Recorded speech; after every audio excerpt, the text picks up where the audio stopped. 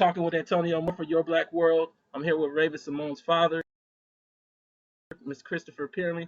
Thank you so much for coming on. After I read your letter dealing with what Raven had said about black names on The View, I really wanted to have you on the show. I wanted to give you a chance to really talk about how you saw things and give more perspective on why you wrote that letter. Going back actually the statements itself, I believe Raven was on The View, and there was a whole segment. In that segment, what happened was they brought up a actual section where they were talking about black names, a viral video of a sort, and Raven was quoted as saying, "I'm not about to hire you if your name is Watermelandra." Just to bring it back, can we take back racist and say discriminatory? Because I think that's a better word. Yes, it is a much better That's word. a better word, and I am very discriminatory against words like the ones that they were saying in those names. I'm not about to hire you if your name is Watermelandrea. It's just not going to happen. And I wanted to talk to you a little bit more about your response to that and how you saw that. Well, in the first place, let everybody understand, Raven's a comedian from birth. You saw that on the Cosby Show. You saw that all through her life. In this particular segment, I believe that it was mostly tongue-in-cheek. And I think you mentioned something earlier before we started talking about how it was all set up in a joking way. Yeah. We're going to get to that. In a joking way. And so, she got comfortable with it. I can't say that what he said is wrong, because that's what happens in corporations. I know. I've been there. I've seen it. It's almost like Antonio is we're all of a sudden surprised that blacks are being killed by us, right? It's been happening since Malcolm X. He had the same problem back in 1950, up until today. But all we see it is, this is new. We need to do something about it. So what she's talking about is something she's already known. She's been discriminated against. She understands, but it was sort of tongue-in-cheek. What got me as a father is that when you said that you would discriminate, then you've crossed the line because you broke the law. You're breaking the law when you do that. And you don't want to put yourself in that position on a national platform and to be able to say something like that. So I remember it was night when that happened, and people were hitting my inbox. Really was hurt. And I was like, her name was whatever it was. And I'm very empathetic to that. And especially when it comes to our little black girls, because our black women have been discriminated for 100 years. You don't want to be a part of that discrimination against your own people. Now, do I believe Raven would? No. Raven's in show, but I know that child. She's got a very beautiful heart. She's just doing what she feels. She needs to do what she does. You understand what I'm saying? Expressing her opinion and so forth. And of course, she may make some gaffes. We can do that. We're human. And she apologized, and she saw she was wrong. And I find that important. That's what I back her up by. Yeah, you know. But it's how you stand back up and face the fire. So now, I sent you a piece from Salon.com called "What's in the Name? What's Up with a Name Anyway?" It was done back in '08, and I think that one of the things that's getting lost here is a teachable moment about the dialogue that surrounds black, like I guess you could say, black creation of names, black culture, and how it's become a joke to make fun of our culture. Now, when you speak about what we were talking about earlier, looking at the actual segment. And I want to actually bring that video up right now. Study in the journal Evolution and Human Behavior says Americans make racist assumptions based on people's names. Now, this, of course, made us think about the viral video that listed the 60 most ghetto names. And here are their top 10. My boys. United States of America Liqua, Alejandra, King Kong Quisha, Fried Chicken Nisha, Collard Green Equa, Grape Drank Isha, Africa Nisha Niqua, Kashida, the Tanyana Bovine Nostria Niqua Niqualis, Court. Just to bring it back, can we take back racist and say discriminatory? Because I think that's a better word. And so basically, looking at that actual segment, what you actually kind of pull out is the segment was set up as a joke, like you said.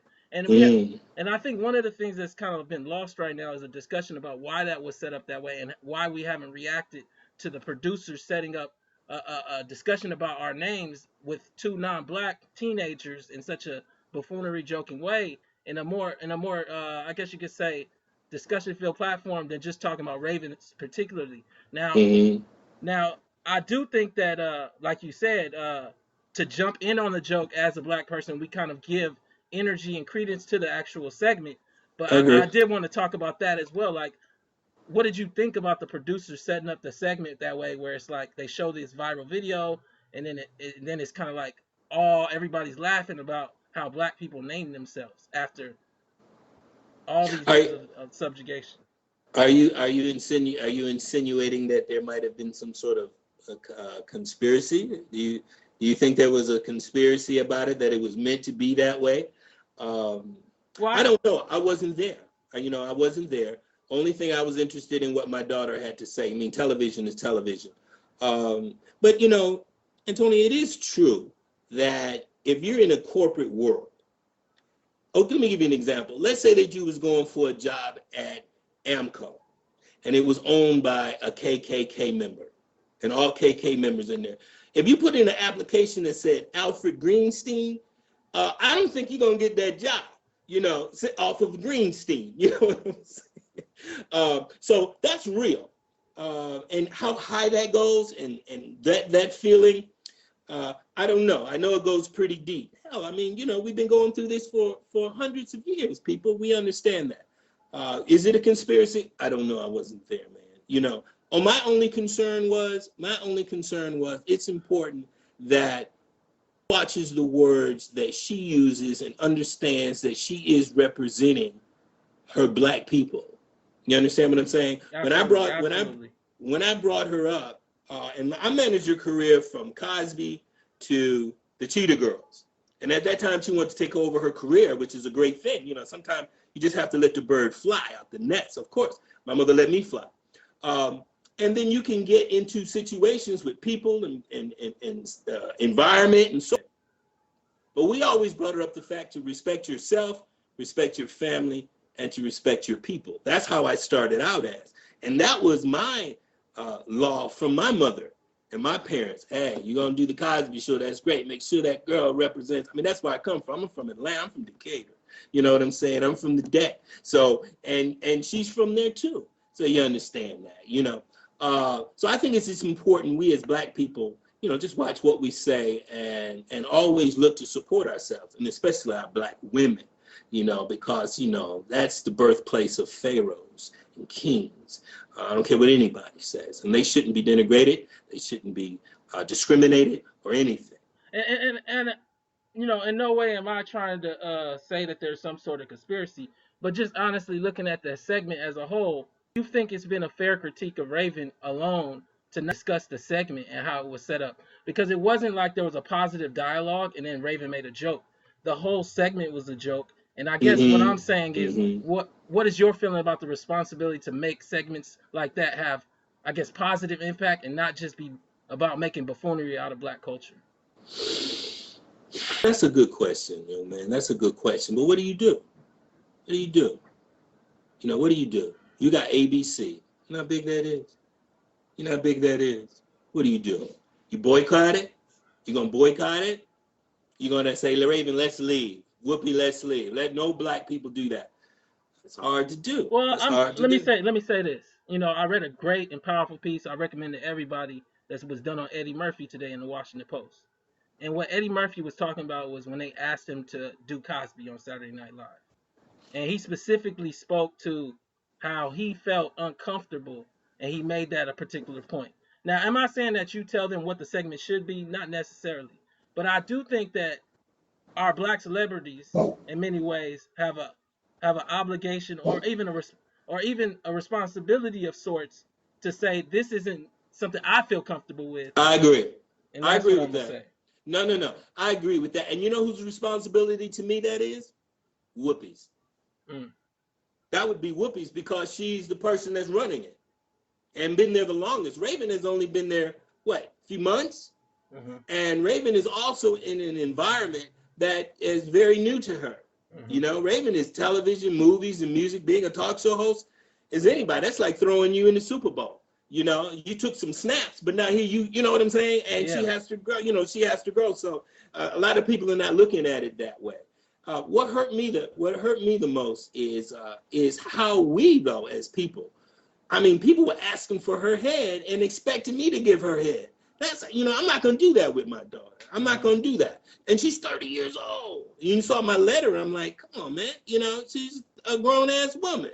It's not like I can put her over my lap and give her a spanking or anything like that. She has to learn it. But also at the same time, I'm not going to take her head and drag her behind and do that and berate her and call her coon and all of that. I don't think that's cool. I don't really think that's cool. I understand it, though. Don't get me wrong. I understand it. And even with speaking with her and so forth, it's like, what you've done, and your words hurt people. And when you hurt my people, and as I said before, when you hurt our Black women in any kind of way, because that's my mother, I got a problem with it. I got a very serious problem. So now, I guess segueing a bit, but keeping the conversation in the same space. Part of the reason I think that people really wanted that kind of or started that kind of critique is because of what was said last year with Oprah.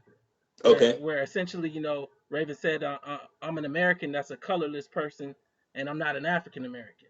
And I guess I wanted to get your opinion on it, and then I also wanted to see if you saw that as part of the reason as well. You know what? That was messed up. That was just messed up. That was, as I said in my article, that's dumb shit.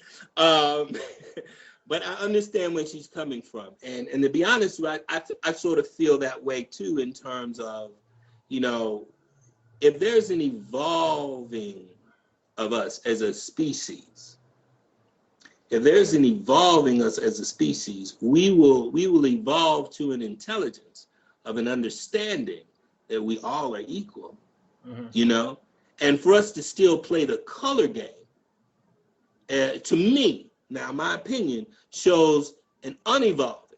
Let me give you an example. Malcolm X was the way he was until he went to Mecca. Malcolm X came back and said, and now this is in history, so this is not me. He said, I was wrong. You know what I'm saying? He said I was wrong because when I was going around the what is that called, Hajj, or whatever the correct name is, I hate to misstate it, he saw blonde-haired, blue-eyed men worshiping the same God that he was, and he saw himself as an equal with him. When he came back and started to preach that, it wasn't too long before he was dead. I don't know if you get my point. So as we evolve as human beings, we should evolve to the point where we should all love each other, man. I'm not going to hold back on that. That's true. We should love all each other. We should love each other. We should love Chinaman. We should love American Indian man. We should love Indian man, out of India, so forth. I understand the struggles that we have as Black people. Hell, I was back in the 60s. I'm older than you. I really know. Again, I'm from around the corner from Stone Mountain. And the thing about the South was, they'll call you a nigga, you call them a cracker, and it was cool. You knew what was up. They had the gun in their back, we had the gun in our back. And we clashed. We knew where they stood, and they knew where we stood. So I think we have to get to a point in our lives where we can say, we're all as one. If not, look at the world as it is today. Look at the world as it is. This is the only thing I say to that is, that's okay. And we're gonna have dialogue. This is all absolutely. I don't have no problem. I just got back from South Africa maybe about 3 weeks ago. So I went down to Cape Town, Johannesburg, and I went to the shanty towns. It's hot out here in California. It's 100 degrees. Right. So I went out to the shanty towns, got a chance to speak to kids there, got a chance really to connect and with the energy of Africa. And I really do think that we as Black people need to connect with that continent and particular countries there, and particularly with new tools like Ancestry.com to find out where we come from, because then you actually know where you're going. And I think that one of the problems that we have in this country when we say we want it to be colorless is it's not necessarily our choice. And this segues into something else we were talking about. I'm talking about on a national level, not as individuals. So what I was saying is when you deal with concepts and we're going to talk a little bit about the new Black, the for real. You told Oprah Winfrey you're a new Black, and I just wondered what you mean by that. Well, it was because again, a lot of people have been wondering what you mean. Well, no, it's just Black if you're a new Black. Well, no, I can't point to anybody else. The only thing I can tell you is, my experience in being black is that, like, I love what I do, I love who I am, and I make no excuses for what I look like and what that means to me. But I don't, I'm not, I use my mind. Brought up. And when you deal with these concepts of being colorless, like what Raven brought up, one of Hmm. the issues is that they experience the world that way individually.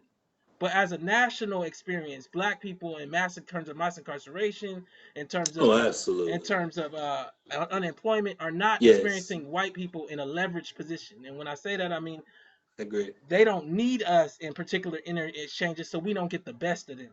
And I so agree. I guess my question coming back to it is, what do you feel the responsibility of someone that's in a position that Raven has or Pharrell has is to speak for the rest of Black America versus themselves individually, and making that delineation if they are just speaking for themselves?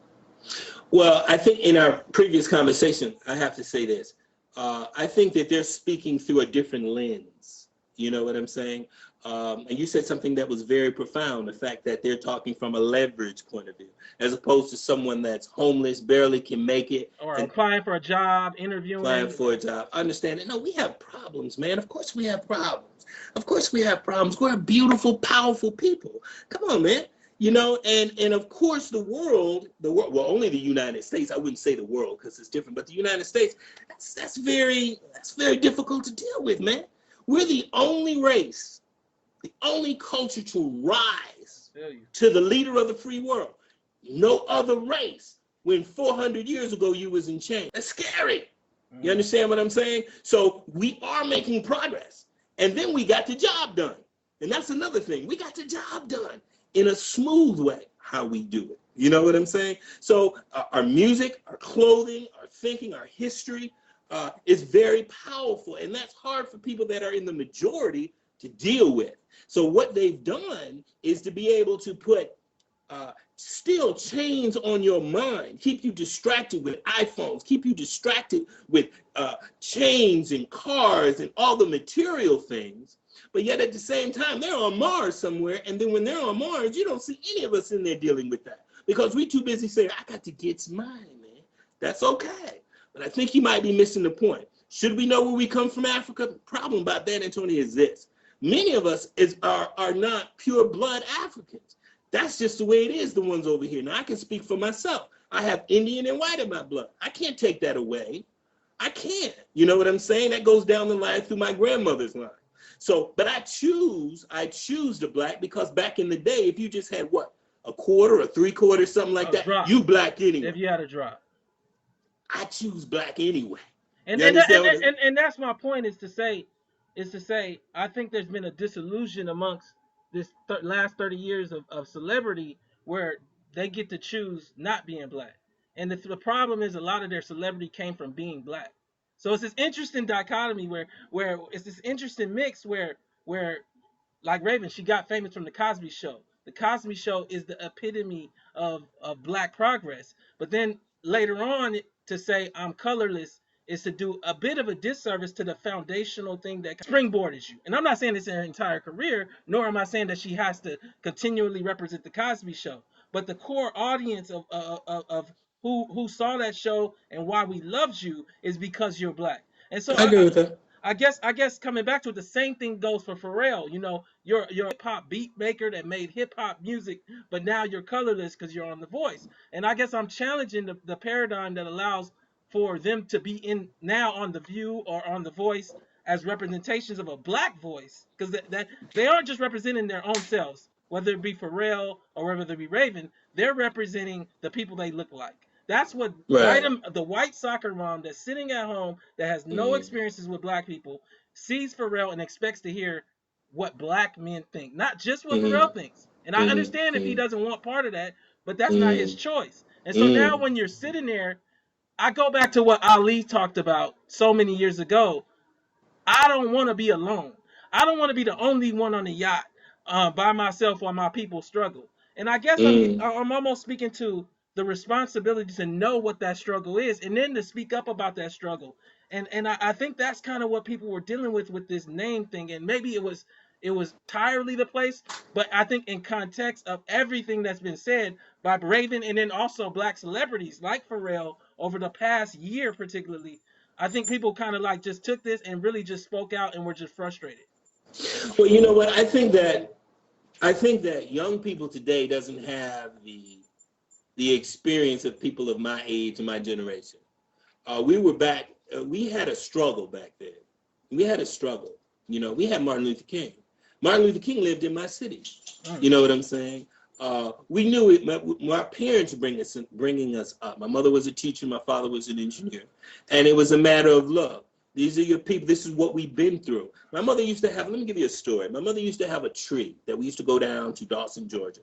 And that tree was stripped like glass. It looked like glass, you know. And my mother sat there and she said, look at that. Isn't that slick? She said, this is where they used to beat us or our people on that tree so much that that tree became looking like glass. I listened to that. I understand it.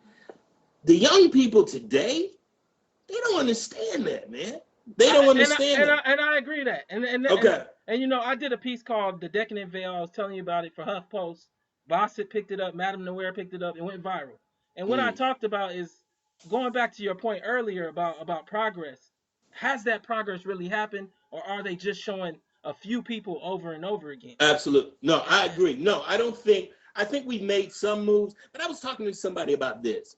Listen, as black people and black men, okay? And as hard as this may sound, but it's true. Number one, Malcolm X talked about police brutality back in the 50s. Cops pulling you over, cause you're black, kicking your ass, and killing you. Yeah. That's happening now in 2015. Absolutely. What has changed? Absolutely. The only thing that really started to change that I'm seeing from the public, when them cops start getting shot, they record it. When they the recording is one, but when those cops start getting shot, and also when those cops start going to jail, yeah, you're gonna see some serious change, bro. You're gonna see some serious change now because those cops don't want to end up in the joint with the brothers they put in there. Yeah, you're okay. Absolutely right. Number two, in any revolution, takes the shedding of blood. If you're not willing to die, you're not gonna get anything. When you stand there and say, I'm willing to die today, change will happen. But you know what happens? They'll say, you ready to die? They say, whoa, not really, not really. There's a hesitance. Now, you know this is a brother, man to man. If I come to you and say, man, you ready to get out? You hesitate, I got you. You ain't gonna do nothing. Do you understand what I'm saying? Then I'm gonna say, now, take your ass over there and go where you need to go, because I got you right there. But if I say, you ready to get out? And you say, yeah, because I'm willing to die for mine. I'm gonna think about it. Because now I got to check myself. Am I willing to die? You understand what I'm saying? Every revolution that happened in this world takes lives, takes people standing up and dying. Boston Tea Party, the revolution itself, whatever the case may be. The people that stood, Martin Luther King and Malcolm X stood there and died for us. But if you're not willing to do that, and you're willing to say, hey, I'm just going to destroy my community when stuff happens, what do you think they're gonna do? They're gonna stand back and go, okay. Okay. And I guess what I'm gonna speak to is the energy that you need to even get people to think about a mental revolt, let alone a physical revolt, is not there because of this decadent veil. And what I'm talking about is if you see enough black celebrities, black NBA stars, you think that it's a lot of black people with money in this country, and you forget that black male unemployment is around 40%. You forget black male incarceration is at the highest rate we've ever seen in the history of mankind. And so I guess what I'm almost speaking to is the double side of the new black, where the new black actually hurts the regular black in a way, because people are able to be let me use an example. Dr. King was able to get, people forget, like Bloody Sunday, Dr. King was about to be like done because people weren't tuning in. He needed somebody like down south, a down south mayor or governor to act the fool. And so like when he was able to get them to act the fool, he created an empathy all across the in New York and places where you didn't really see up front the kind of things that were going where you grew up. And so what's happened now, and this is my argument, is there's an apathy because I agree. you turn to ESPN, you see the NBA draft as a white father in Minnesota. You're like, it's enough black people making money, and you forget that's not what black people do for a living. And Right, so right, right. I guess my point is almost to say, can you see some issue, I guess, with how black celebrity doesn't see that themselves in terms of how they're also being used to kind of like hide the rest of what black Americans going through. Well, you know what? One of the things that gets me, and I'm not trying to hurt anybody or start anything. You know what I mean? Because you'll record this and you'll put it out there. But let me just be very clear. I'm not trying to hurt anybody. I'm just expressing my opinion, what I see. I have that right. What gets me is things when I rap group that's rapping to you about being in the city, selling drugs, so forth like that.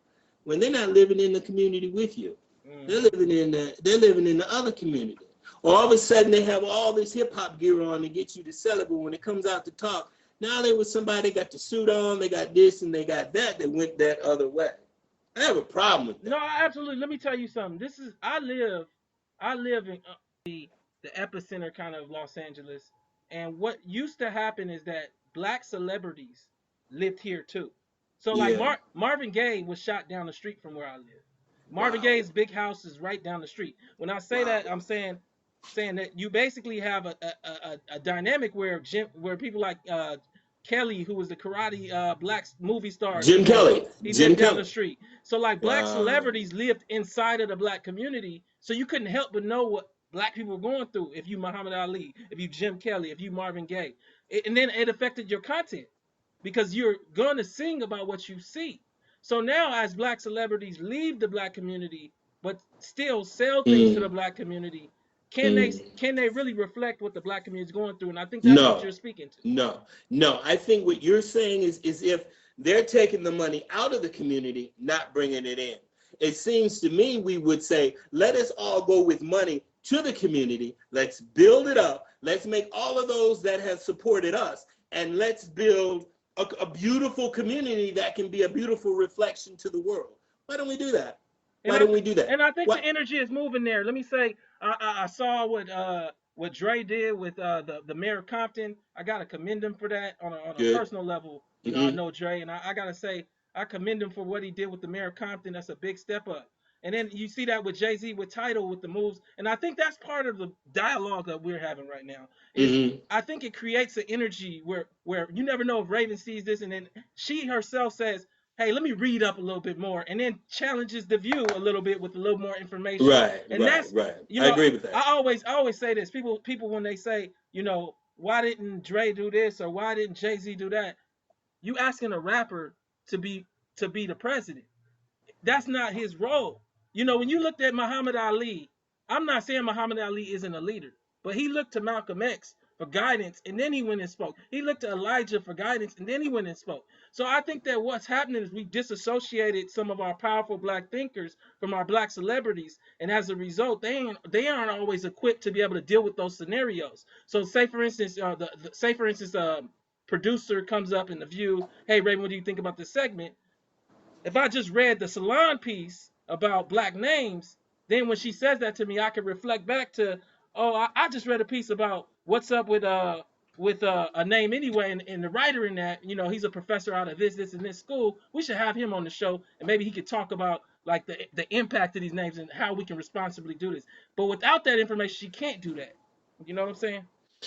I understand, and I guess this is a great chance to segue into the last section of our interview, which is the Million Man March. You know, the 20th just happened. You as a black man, me as a black man. I got a chance to watch Farrakhan speak on C-SPAN, watch his whole speech, and I just wanted to get your thoughts on what has anything changed in those 20 years. What was the importance of this recent event and even the past event? Just give me your thoughts. From the last time we had the Million Man March until now, were blacks still being shot down in the streets? Yes. From the time we had the Million Man March until now, 2015, has incarcerations of blacks risen? Yeah. I think you answered that question yourself. We are seeing something. Let me say this though. I mean, you see Obama visiting prisons. You've never seen a black president. I'm not even say a black It's president. You've only never seen one man. It's only one man, brother. Oh my your God. video jump went out. Yeah, Oh go yeah. ahead. Yeah, you're right. We only had. That's only one man. You understand what I'm saying? If our churches are in all these communities surround these churches, right? Mhm. These churches can actually seed these communities and they would be beautiful. There's an article that I have that's on my Facebook page about this white man that went into a community. He was a millionaire and he sent all the kids to school, college. They've all graduated, wonderful lives. This is a white man that went in there and did it. One man, okay? But we'll have a church that take out of that community millions of dollars, but yet that community is still the same, and nobody sees that. That's just me, okay? Yeah. And I get, I understand exactly where you're going with it, and I do see the issue with that. I do think at the same time, being part of a Christian church here, Fame First AME, some of these churches are doing good things in the I'm community. sure they are. They're setting up, like Fame has housing that they give to low income people that the government won't give to, and so I think that, let me say this. When I look at,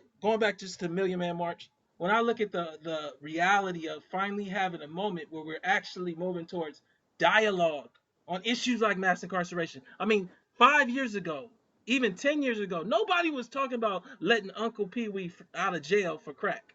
And Oh, now we're finally talking about it. And I mean, 10 years ago, you nobody mean was talking. marijuana, right? You mean marijuana, Well, I'm right? talking about crack cocaine. They're letting some of these young men out for all of that. I didn't know that. I didn't Yeah. know that. So you're seeing changes in sentencing for crack cocaine that went from high numbers to much lower numbers. But like my thing, Beautiful, you know, beautiful. if you get a chance, check out the documentary I produced called "Crack in the System." It I aired will on, get that. yeah, I will it get aired that. it aired on Al Jazeera. But nonetheless, what I was gonna say is the Million Man March is a light, or let me say even a igniting light. It's not the fire, but it ignites thoughts. When you look at a stream of young black men that normally probably don't watch CNN or don't plug into political issues, stand there and listen to speaker after speaker talk Mm-hmm. to them about personal responsibility. Mm-hmm. That there ignites the type of energy that happened with Dr. King, and it's our responsibility to kind of fan that flame. And that's the only thing I see.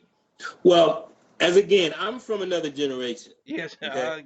yeah. I'm going on 60, man. You know what I'm saying? Look good. You look good. Congratulations, my Because brother. I work out and understand about being healthy and so forth, because I'm obviously a physical trainer and so forth in what I do. But back in our day, man, when we would have a march, we came back home, it lasted. We continued to talk. Yeah. We have a tendency as a people to get off. It's like Sunday morning, yes, and then come Monday, it's back to normal. So and my proof on that is when I said, when we had the first one, and you asked, did anything change? Yeah. You still said no. That's not me. You said it. You answered the question yourself. Yeah. So now the question is, we've had it again. Now, if we go 5 or 10 years in the future, do you think it'll change based on our experience of the last one? We have to be able to go home. We have to be able to create those same type of marches in our community, to march down to our capital, to be able to continue that message consistently. And I agree. And I think one of the things that the internet and that phones have done is they made people think globally before they think locally. And I really do think that people will come out and vote on a presidential election before they vote for their alderman, and they don't even know the Good position, point. or their council member. And what I believe is that we live life from individual to family to neighborhood to city Yes, to state, yes, then to yes, national. And so what ends yes. up happening is that we don't impact our local governments. One of the great and powerful movements that we saw as we start to move towards the end is we saw that in Ferguson, this major shift.